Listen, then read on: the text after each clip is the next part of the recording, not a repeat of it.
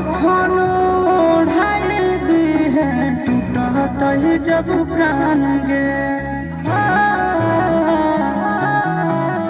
मोरे घड़ी पनिया पिलाई दी है जान गे कखनो ढाल दी है टूटत ही जब प्राण गे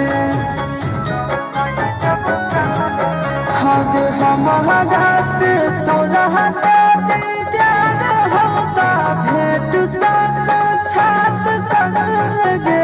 हग सुनाया गावा हो भगती पाटनवा में आके मुलाकात कर लगे हग सुनाया गावा हो भगती पाटनवा में आके मुलाकात कर